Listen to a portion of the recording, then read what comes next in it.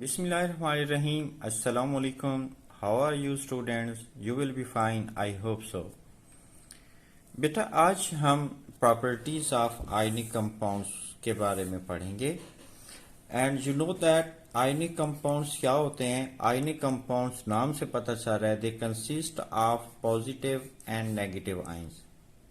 Example हम पढ़ चुके हैं आयनिक बॉन्ड के अंदर सोडियम क्लोराइड फॉर्मेशन की एग्जांपल हमने पढ़ी थी आयनिक बॉन्ड की एक्सप्लेनेशन के अंदर। सोडियम क्लोराइड सोडियम आयन और क्लोराइड आयन से बना होता है। ये पॉजिटिव आयन है और ये नेगेटिव आयन है। पॉजिटिव आयन नेगेटिव आयन से कंसिस्ट करता है ये आयनिक कंपाउंड। इसी तरह से पोटासियम ब्रोमाइड ये आयनिक कंपाउंड है, ये भी पॉजिटिव आयन और ये नेगेटिव आयन पे कंसिस्ट करता है। फर्स्ट पॉइंट जो मैंने आपको पढ़ाया, पहली बात जो मैंने आपको पढ़ाई, आयनिक कंपाउंड कंसिस्ट करते हैं पॉजिटिव और नेगेटिव आयन, और पॉजिटिव और नेगेटिव आयंस एक दूसरे के साथ बंधे हुए होते हैं, जुड़े हुए होते हैं। They are holds together in solid और crystal lattice due to strong electrostatic forces of attraction. Oppositely charge ions के दरमियान जो फोर्सेज ऑफ अट्रैक्शन होती हैं बेटे, वो इलेक्ट्रोस्टैटिक फोर्सेज ऑफ अट्रैक्शन कहलाती हैं। इन इलेक्ट्रोस्टैटिक फोर्सेज ऑफ अट्रैक्शन को हमने आयनिक बॉन्ड का नाम भी दिया था। और आयनिक बॉन्ड बेटे केमिकल बॉन्ड्स की टाइप में हमने पढ़ा है। केमिकल बॉन्ड्स के बारे में हमने कहा था ये स्ट्रांगर बॉन्ड्स होते हैं, ये स्ट्रांगर फोर्सेज ऑफ अट्रैक्शन होती हैं। जबकि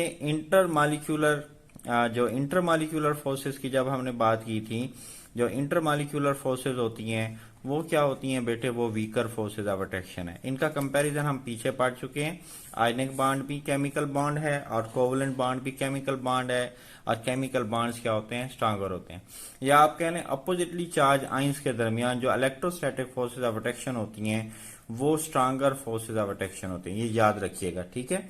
और ये ऑर्डर्ड फॉर्म में होते हैं, 3 डायमेंशनल क्रिस्टल लैटिस की शक्ल में होते हैं, ऑर्डर्ड फॉर्म में होते हैं। इसके जो पॉजिटिवली और नेगेटिवली चार्ज आयन है, जैसे सोडियम क्लोराइड के अंदर जो सोडियम आयन और क्लोराइड आयन है, ये ऑर्डर्ड फॉर्म में होते हैं।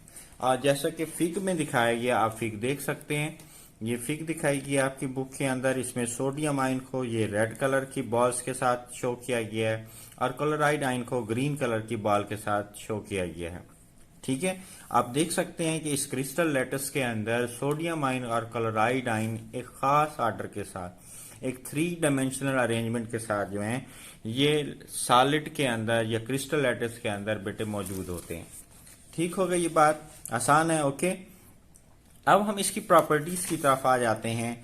वेरी सिंपल, वेरी इंटरेस्टिंग, इंतहाई आसान है, जो अभी के अभी आपको बेटे याद हो सकती हैं।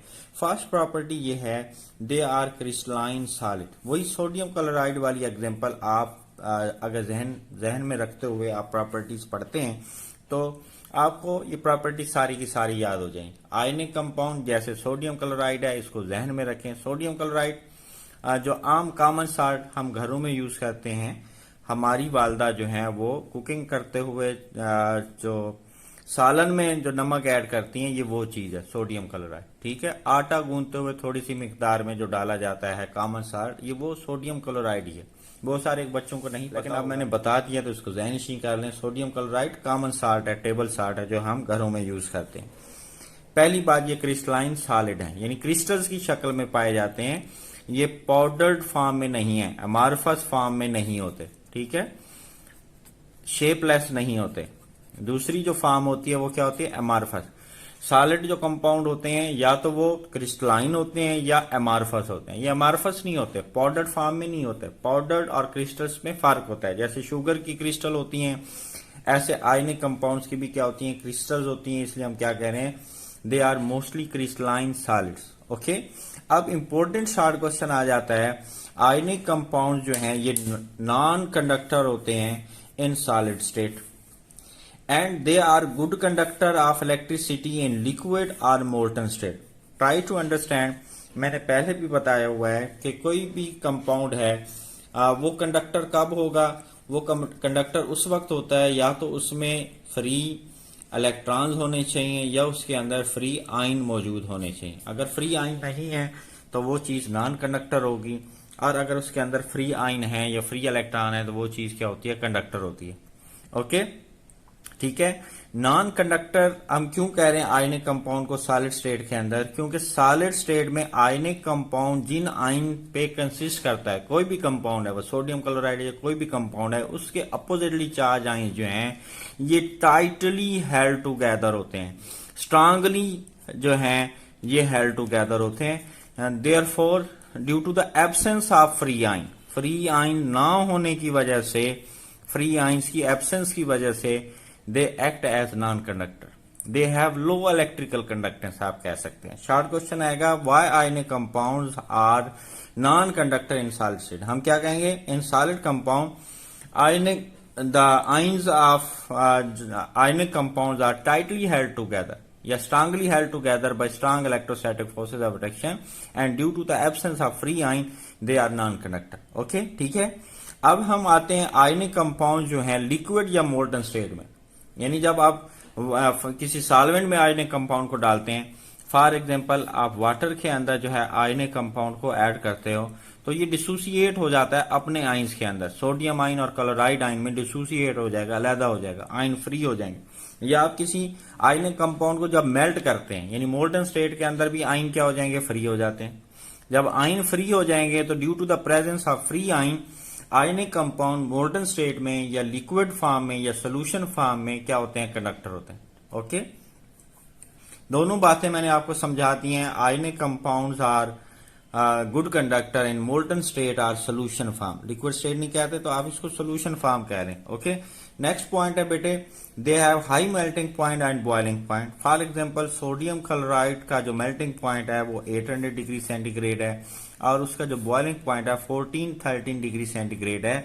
उसकी रीजन वही जो मैंने अभी थोड़ी देर पहले बताई है, आयनिक कंपाउंड में आयनिक बॉन्ड होता है, strong electrostatic forces of attraction होती हैं, अपोजिटली चार्ज आयंस में strong electrostatic forces of attraction होती हैं, उनको ब्रेक करने के लिए high amount of energy required होती है, therefore they have high melting point and high boiling point. Okay, third point में क्या बताया, थर्ड प्रॉपर्टी के अंदर ionic compound have high melting point and boiling point due to the presence of strong electrostatic forces of attraction, high amount of energy is required to break such kind of forces, therefore they have high melting point and boiling point। Next है जी solubility के लिहाज से एक property बताई गई है, ionic compound dissolve हो जाते हैं वाटर के अंदर।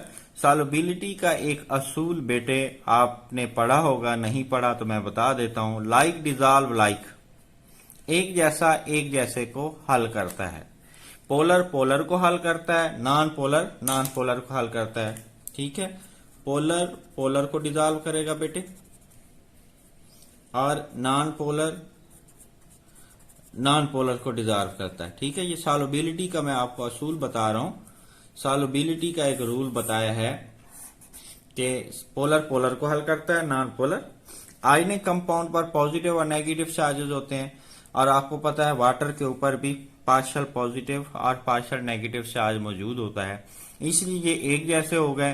तो आयनिक कंपाउंड वाटर के अंदर यानी पोलर सॉल्वेंट के अंदर ये सॉल्युबल हैं, जबकि ये इनसॉल्युबल हैं in non polar solvent. Ionic compounds को बेंजीन में हल करें, हल नहीं होगी।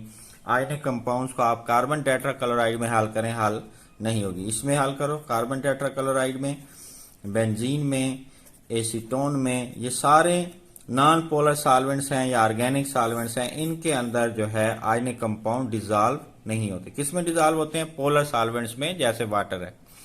रूल कौन सा बताया, like dissolve like. Okay, water का जो डाई इलेक्ट्रिक कांस्टेंट है वो हाई होता है और जब हम आयनिक कंपाउंड को वाटर में डिजॉल्व करते हैं तो सोडियम आयन, पॉजिटिव आयन और नेगेटिव आयन जो हैं ये सेपरेट हो जाते हैं।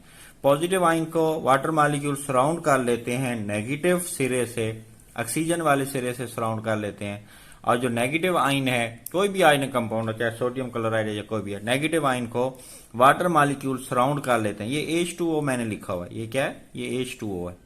वाटर मॉलिक्यूल सराउंड कर रहे हैं पॉजिटिव सिरे से, हाइड्रोजन वाले सिरे से सराउंड कर लेते हैं। इस तरह से पॉजिटिव और नेगेटिव आयन एक दूसरे से बेटा सेपरेट हो जाते हैं और आयनिक कंपाउंड जो है वो क्या हो जाता है, डिजॉल्व हो जाता है। किसके अंदर, वाटर के अंदर। प्रॉपर्टीज उम्मीद है आपको समझ आ गई होंगी। दैट्स इट, थैंक यू, अल्लाह हाफिज बेटा।